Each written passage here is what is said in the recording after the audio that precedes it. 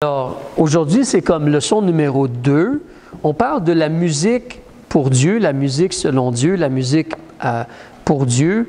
Et l'autre fois, si tu te rappelles, j'avais mentionné que j'encourageais les gens, et je le fais donc encore ce soir. Humblement, je vous encourage donc à réfléchir, à considérer. Donc, en réalité, on a parlé un peu de certaines choses, mais on veut prendre le temps de réfléchir, de regarder les principes, les choses que la parole de Dieu nous présente. Alors, la dernière fois, juste pour récapituler puis se replacer où nous étions, on a considéré ensemble la réalité que comme Dieu a tout créé, la musique, les notes de musique, c'est Dieu qui a tout créé. L'homme découvre la musique et fait des mélodies, des symphonies, met les notes ensemble, fait de la musique. Il peut créer ou faire des choses dans ce sens-là, mais Dieu a créé la musique et justement l'homme découvre la musique, des instruments de musique et tout cela, mais la musique en réalité peut être pour le bien, comme la musique peut être pour le mal. Comme un téléphone intelligent ou l'Internet peut être pour de très bonnes choses, comme ça peut être pour de très mauvaises choses aussi. On a remarqué aussi comment justement Dieu a créé la musique, Dieu veut la musique, Dieu désire la musique. Évidemment de la bonne musique, mais Dieu veut de la musique. On a vu aussi ensemble cependant, si tu te rappelles, dans le livre d'Ézéchiel, on a vu que l'ennemi, Lucifer qui est devenu Satan ou le diable, lorsque Lucifer a été créé, il a été créé avec une capacité musicale. Alors l'ennemi est capable aussi d'influencer et d'aider pour la musique. Il a une capacité musicale. Avant même de se rebeller, il avait été créé, les instruments de musique étaient à son service. Donc il a une capacité musicale, l'ennemi aussi. On a parlé aussi de la réalité que des fois on peut avoir de la musique pour se divertir. Mais justement, quand on considère la musique, si nous avons de la musique, est-ce qu'on veut seulement se divertir? Est-ce qu'on veut utiliser la musique pour s'élever nous-mêmes? Est-ce qu'on veut utiliser la musique pour se promouvoir? Il y a des artistes qui font cela. Ils parlent d'eux dans leurs chansons. Ils s'élèvent. Alors, est-ce qu'on veut utiliser la musique pour se rebeller contre Dieu? Parce que la musique influence les émotions.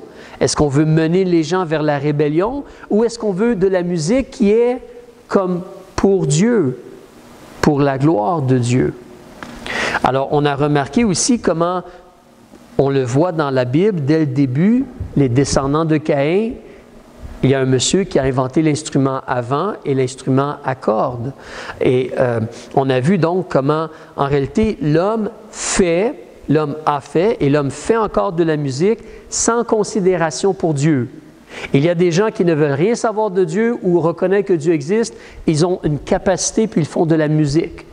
Donc pour eux, la musique, on oublie Dieu, on enlève Dieu de là et on fait de la musique tout simplement. Comme il y a des gens qui ont de la technologie, on ne veut rien savoir de Dieu, mais on veut la technologie. Donc, l'homme fait de la musique sans considérer Dieu ou considérer ce qui est bien ou ce qui est droit ou la personne de Dieu. Dieu est juste et lumière. Mais il y a des gens qui font de la musique sans considération pour Dieu. Alors, et on a considéré ensemble comment nous, en tant qu'êtres humains, on a des temps de plaisir. On va jouer des jeux. Il n'y a rien de mal à jouer des jeux. Mais même toi, lorsque tu joues un jeu avec tes frères, tes sœurs, ou des amis, ou des gens à l'Église, quand tu joues un jeu, est-ce que tu joues à l'intérieur des réalités de Dieu ou des réalités de la personne de Dieu? Vas-tu tricher quand tu joues? Vas-tu faire mal aux autres quand tu joues? Vas-tu jouer pour anéantir l'autre personne? Ou tu vas jouer dans la réalité que on a du plaisir ensemble et on réalise que Dieu est lumière, Dieu est juste, Dieu est droit. Et donc, on joue à l'intérieur de ce cadre-là. On s'amuse. On a du plaisir à l'intérieur de ce cadre-là, de la réalité de la personne de Dieu. Parce que nous, on connaît Dieu, on craint Dieu et on veut être agréable devant notre Dieu. Donc, c'est un peu différent. As-tu déjà réalisé que, en réalité, il y a de la musique je vais utiliser le mot, il y a de la musique noire. Par noir, je veux dire comme ténébreuse. Ténébreuse. Il y a de la musique ténébreuse. Est-ce que tu réalises, tu peux faire des recherches sur l'Internet, il y a de la musique spécifiquement faite pour te faire pleurer. De la musique triste. Tu écoutes cela et ça va influencer tes émotions. Il y a de la musique qui vont t'amener vers la mélancolie. La musique peut influencer les émotions.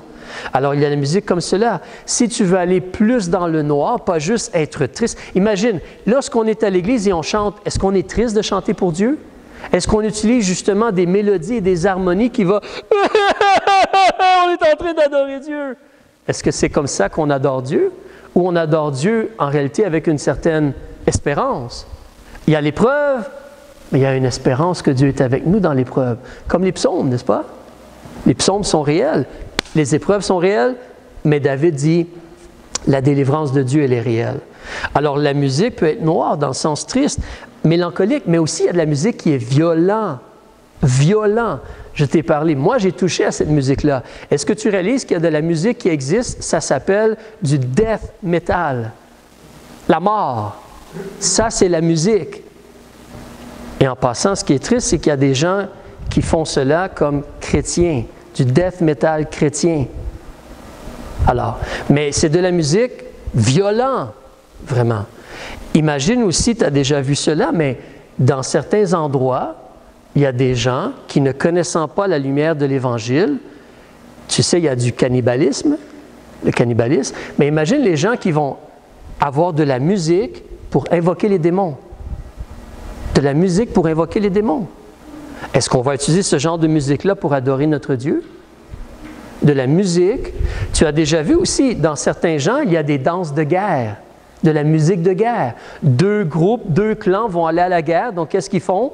Ils ont justement une cérémonie, des danses, de la musique, et ils se préparent pour la guerre. Ça, c'est noir. C'est ténébreux, ça. Mais ça, c'est certains petits exemples. La réalité, c'est qu'il y a de la bonne musique et de la musique qui est plutôt mauvaise. Alors, nous, ensemble, on a lu Exode chapitre 15, l'autre fois, c'était un cantique de Dieu. Ici, Exode chapitre 32, on a une histoire assez intéressante. Je pense que vous connaissez la situation ou le moment de façon vraiment simple. Alors, Israël est sorti de l'Égypte, ils ont été délivrés. Dieu leur a donné les 10 commandements. Est-ce qu'ils ont le droit de se faire des images de Dieu et d'adorer ces images-là? Évidemment, la réponse, elle est non. Mais Moïse est sur la montagne, il est en train de recevoir de l'information de Dieu. Et au chapitre 32, verset 1, vous savez ce qui se produit, les gens sont là, « Où est Moïse? » Les gens ne veulent pas attendre. « Où est Moïse? » Donc, ils vont voir Aaron. « Aaron, fais-nous des dieux. » L'être humain aime voir des fois. Alors, mais fais-nous des dieux. Et donc, Aaron demande tout l'or des gens. On enlève l'or qu'on a, on le met ensemble, on le fait fondre et on fait un veau en or. Et justement, on dit clairement, si tu regardes au verset 4, à la fin, on dit « Voici tes dieux, ô Israël, qui t'ont fait monter du pays d'Égypte. » C'est évident ici que le peuple présentement s'en va dans la direction de la noirceur, dans la direction de la rébellion, dans la direction de la désobéissance. Ils ont entendu, ils le savent, même Aaron le sait, pas d'idole, pas d'image de Dieu, mais ils ont choisi de faire cela. Ce qui est vraiment particulier, c'est que rendu au verset 5, Aaron, quand il a vu cela, il a bâti un autel devant lui, puis Aaron, il a crié et il a dit « Demain, il y aura fête en l'honneur de l'Éternel. » Comprenons, ici, on va adorer Dieu. On va faire quelque chose en l'honneur de Dieu. Ça, c'est comme ce qui est dit de leur bouche. Mais tu es capable de réfléchir autant que moi. Sont-ils en train de vraiment honorer Dieu présentement? Sont-ils en train de faire ce qui est agréable devant Dieu? Sont-ils en train de plaire à Dieu vraiment?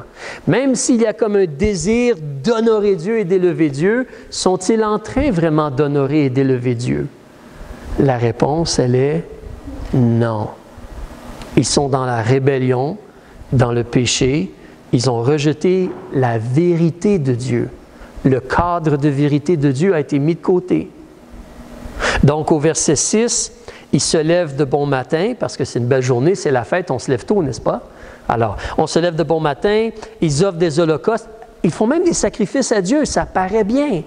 Ils offrent des holocaustes et ils présentent des sacrifices de prospérité.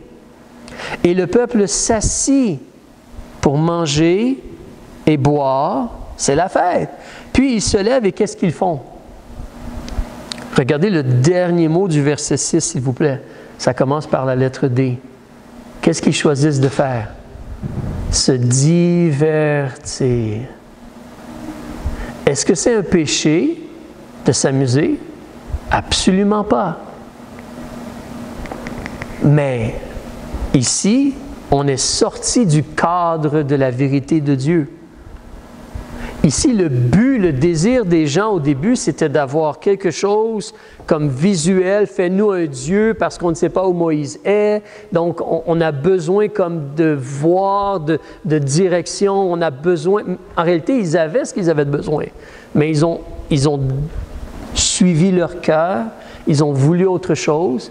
Et là, qu'est-ce qu'ils veulent? Ils veulent se divertir. Ils veulent se divertir. Mais ils ne restent pas à l'intérieur des simples vérités que Dieu leur a données. Ils n'ont même pas tout le Nouveau Testament, tout l'Ancien Testament, ils n'ont que les 10 commandements. C'est tout ce qu'ils ont.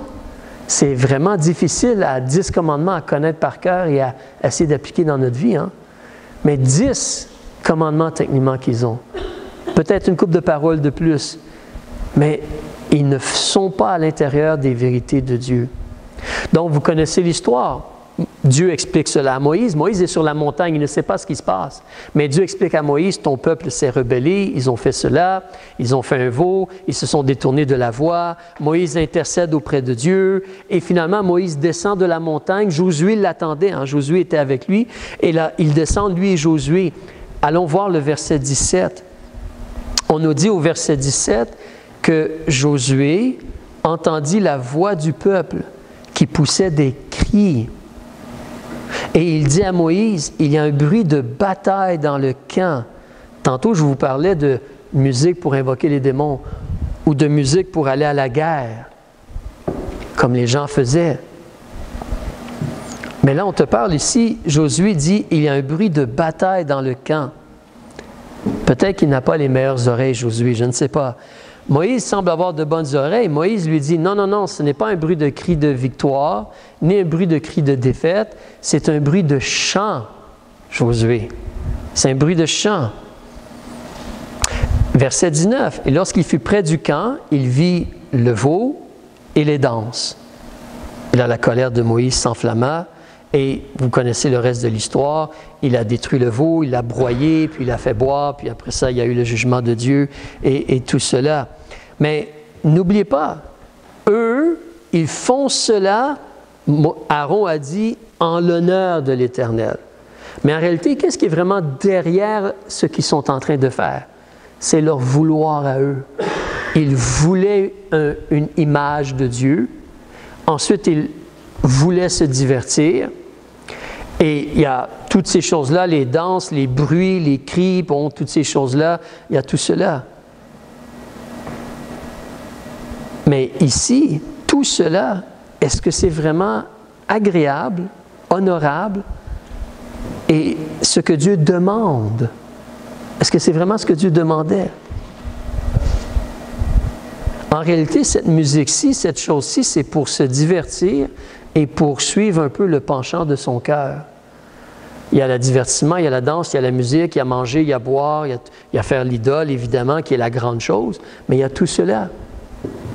Si je vous dis que tu peux aller sur l'Internet et faire une recherche, musique, même tu pourrais dire à la place concert dans les églises, et tu vas regarder, tu vas voir, sur l'estrade de l'église, la musique qui est jouée, le genre de musique qui est jouée, à un moment donné, ce qui se produit des fois, c'est que moi, dans le travail que je fais, je dois faire de la recherche. Je ne peux pas dire n'importe quoi. Je dois être capable de démontrer, regardez, c'est vrai ce que je dis, et tout.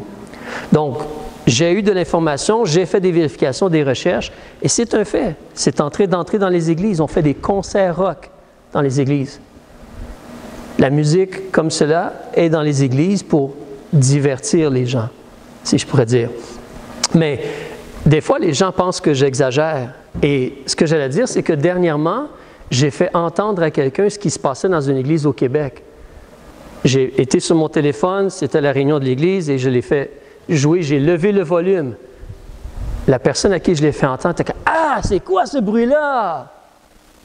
C'est quoi ce bruit-là? » Elle ne voulait pas rester à côté de moi. Mais ça, c'était dans une église. C'était de l'adoration de Dieu, supposément. De l'adoration de Dieu, supposément. Alors, mais ici, on a une situation où les gens font cela, ils parlent comme si on va faire cela en l'honneur de l'Éternel, mais qu'est-ce qui est vraiment derrière cela? Je vais t'encourager à considérer une petite chose que tu connais très bien. Parce que, vous savez, la Bible, en réalité, elle nous donne la vérité, mais en même temps, la Bible nous dit ce qui se passe dans le monde. Et elle nous dit ce que les gens ont fait. Mais ça ne veut pas dire que ce que la Bible nous donne comme information est quelque chose qu'on doit toujours suivre ou agir selon. Satan a tenté Ève. Il y a des gens dans la Bible qui ont... Caïn a été rebelle et a tué son frère. Ça s'est vraiment produit. Est-ce que ça veut dire qu'on devrait tuer des gens? Mais non. Mais ça s'est vraiment produit. Donc, quand on parle de divertissement, tu te rappelles un peu la situation. Si tu viens dans Matthieu chapitre 16, tu connais cela. Tu te rappelles, il y a M. Jean le Baptiste qui s'est fait couper la tête. Qu'est-ce qu'il y a autour du fait que la tête de Jean-Baptiste a été coupée? Excuse-moi, c'est chapitre 14 plutôt. Tu te rappelles, il y avait la fille d'Hérodias. Qu'est-ce qu'elle a fait, la fille d'Hérodias? Elle a dansé devant Hérode et devant les convives qui étaient là. Chapitre 14, verset 6. Tu connais l'histoire, mais dans cette histoire-là, c'est très facile de dire qu'il n'y a rien de bon dans cette histoire-là. Évidemment, quand Hérodias dansait, il y avait de la musique. La musique et la danse, à ce moment-là, ça n'avait rien à voir avec le fait d'adorer ou servir Dieu. À peu près tout le monde serait d'accord pour dire cela. Mais elle a fait cela. Et quand elle a fait cela, justement, on te dit qu'elle a plu à Hérode. Qu'est-ce qu'on nous présente ici? Quelle est l'image qu'on présente? Qu'est-ce qui est la chose? C'est quand même assez évident. Et il n'y a rien de bon ou approprié dans cela. Quand tu regardes l'exemple dans Exode chapitre 32, ils n'ont pas resté dans la vérité de Dieu. Une petite note en passant, située dans le Nouveau Testament, regarde avec moi dans Luc chapitre 15. Un jour, j'ai remarqué ceci, j'ai trouvé cela intéressant. Honnêtement, je ne suis pas sûr de ce qu'on dit dans la Bible en allemand, mais ça serait à vérifier peut-être. Mais dans Luc chapitre 15, c'est l'histoire du fils prodigue. Le fils prodigue. Le fils prodigue s'est mis en règle avec Dieu et avec son père. Il est retourné à la maison. Et si tu te rappelles, quand il est retourné à la maison, son père était joyeux. Et il a dit, on va tuer le veau gras, puis mettez-lui une bague et des choses. Mais regarde au verset, parce que tu te rappelles ce qui s'est produit, le frère, il ne voulait pas entrer dans la maison. On te dit au verset, si tu regardes, on te dit au verset 25, cependant, le fils aîné, qui était à la campagne, il est revenu. Et comme il approchait de la maison, qu'est-ce qu'il a entendu? Une symphonie et des danses. C'est vraiment intéressant qu'il y a une différence entre bruit et symphonie. Il y a une énorme différence. Bruit et symphonie. Ici, évidemment, on se réjouit devant Dieu que le jeune homme est revenu. On a parlé la semaine passée des danses. On ne va pas retoucher cela aujourd'hui. Mais il y a une différence, la qualité et le genre de musique dans la réalité de se réjouir vraiment devant Dieu. Pas juste se divertir et faire un peu ce qu'on veut, mais vraiment être heureux, se réjouir à l'intérieur du cadre de la vérité de la personne de Dieu. C'est différent. On n'agit pas pour exciter les mauvaises passions ou mauvaises idées. On agit à l'intérieur de la lumière, de la réjouissance. On te parle dans la Bible de tressaillir de joie. C'est comme vraiment, il y a une énergie, un mouvement, tressaillir de joie. Mais c'est à l'intérieur de la vérité, de la lumière de Dieu. C'est différent. Alors, on va regarder une autre chose. Si tu viens avec moi dans Deutéronome chapitre 31, s'il te plaît. Deutéronome chapitre 31. Ça, c'est un autre exemple avec le peuple pendant le temps de Moïse, de cantiques, de musique, de chants et tout cela. Deutéronome chapitre 31. Et puis, on va débuter au verset 19. Si tu as lu dernièrement les livres de Moïse, cela va revenir en ta tête. Mais ce qui se produit, c'est que Dieu veut qu'on utilise la musique. Dieu veut qu'on chante. Il veut qu'on l'adore. Il veut qu'on se réjouisse. Mais en même temps, Dieu utilise la musique aussi pour nous instruire, pour nous enseigner, pour avertir notre cœur. Alors ici, sachant qu'Israël était pour désobéir avec l'histoire, puis on sait Israël n'a pas été fidèle, mais Moïse se fait dire par Dieu au verset 19, « Maintenant donc, écrivez ce cantique, enseigne-le aux enfants d'Israël, mets-le dans leur bouche, afin que ce cantique me serve de témoin contre les enfants d'Israël. » Parce que je vais introduire ce peuple dans le pays, au verset 20, pays où coule le lait et le miel. Ils vont manger, ils vont se rassasier, ils vont être engraissés, puis là, ils vont se tourner vers d'autres dieux. Mais le cantique va servir d'avertissement, d'enseignement. Le cantique va servir comme mémorial auprès de la nation d'Israël. Les paroles. Donc, tu as cela à partir du verset 22. Moïse a écrit ce cantique et il l'a enseigné aux enfants d'Israël. Puis on l'a dans la Bible. C'est Deutéronome chapitre 32. C'est le cantique au complet, il est là. Alors, tu as tout cela. On ne va pas tout le lire. Mais il faut réaliser que Dieu nous donne la musique aussi pour nous instruire en réalité, pour nous enseigner. C'est pour ça, souvent, on va voir, malheureusement, on le voit un peu moins de nos jours, parce que là, on est rendu à un moment où on parle plutôt, où on utilise plutôt la musique pour se divertir. Et je ne suis pas sûr comment c'est en Suisse, mais si tu regardes l'histoire chrétienne, dans le passé, les gens prenaient des versets, des chapitres, des psaumes, des endroits de la Bible, et on mettait des notes de musique, et on mémorisait la parole de Dieu avec la musique. Mémorisait la parole de Dieu. Si tu regardes les chrétiens de ce temps-là, les années 1400, 1500, 1600, 1700, certains de leurs cantiques, des fois, ont peut-être des centaines de versets. C'est vraiment comme un passage de la Bible qu'on chante. Ça servait à quoi? Les paroles de Dieu viennent dans notre tête et dans notre cœur. Alors, et c'est agréable en même temps, c'est musical. Il y a de l'entrain et tout cela, dépendant de quoi on chante et tout.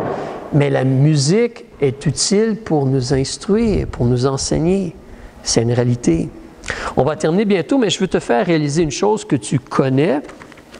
Mais quand tu regardes ensuite le développement d'Israël, on arrive à un certain moment donné à M. David. Et la Bible nous dit que David a servi au plan de Dieu, à l'œuvre de Dieu. Et une des choses qu'on voit avec David, il avait à cœur de faire bâtir le temple. Il n'a pas fait bâtir le temple. Est-ce que quelqu'un se rappelle qui a bâti le temple? Salomon. Merci beaucoup, Joseph. Salomon. Mais David a préparé les choses. Et même avant le temple, David, vous vous rappelez, a fait le tabernacle. Et il a fait déplacer l'arche de l'Alliance dans le tabernacle. Et on voit dans la parole de Dieu, regarde avec moi dans la seconde épître, non pas épître, le second livre des Chroniques, le second livre des Chroniques, chapitre 29, que Dieu a commandé à travers David et les prophètes de faire certaines choses. 2 Chroniques, chapitre 29, s'il te plaît. Si tu regardes avec moi la page 606 dans ta Bible, au 2 Chroniques, chapitre 29, on va débuter au verset 20. Ici, en réalité, on est rendu dans le temps d'Ézéchias, mais tu vas voir, on va te parler du passé. Si vous connaissez un petit peu l'histoire, le papa d'Ézéchias, Manassé, c'était le pire roi en Juda. Après, quand Ézéchias est venu, il a dû purifier le temple et recommencer à faire des sacrifices dans le temple et faire la Pâque et ces choses-là. Donc, si tu regardes au verset 20, on te dit que Ézéchias s'est levé de bon matin, il a assemblé les principaux de la ville, il est monté à la maison de l'Éternel. Descends au verset 25. Qu'est-ce qu'on nous dit? Ézéchias a ramené quelque chose que David avait débuté. Il a fait tenir les Lévites dans la maison de l'Éternel avec des cymbales, des lyres et des harpes, selon le commandement de David et de Gad, le voyant, le prophète du roi, et de Nathan, le prophète, car c'était un commandement de l'Éternel par ses prophètes. Gad, Nathan, David. Alors Dieu, à travers ces hommes, au pluriel, Dieu a établi l'adoration de Dieu dans ou parmi le peuple d'Israël, avant le tabernacle, et ensuite le temple a été construit. Certains Lévites, on va en parler la prochaine fois, on n'a pas le temps ce soir, mais certains Lévites sont mis de côté spécifiquement pour adorer Dieu. Des chantres, si tu connais l'expression dans la Bible. Mis de côté pour adorer Dieu. Ce n'était pas juste l'idée de David ou le désir de David, c'était le commandement de Dieu de faire cela. Le commandement de Dieu de faire cela. Et on va voir ensemble comment les choses ont été extrêmement organisées, structurées, et c'était spécifique. Et il y avait une procédure, et ainsi de suite. Mais ça, c'est ce que Dieu désire. Il nous demande de l'adorer. Puis vous voyez ici, ça dit, il y a des cymbales, des instruments à percussion. Dieu n'est pas contre le rythme. Il y a des cymbales, il y a des lyres, il y a des harpes. Ça, c'est des instruments à cordes. Mais il y a l'adoration vocale aussi, les chants. Donc Dieu veut qu'on l'adore avec des instruments et avec nos voix aussi.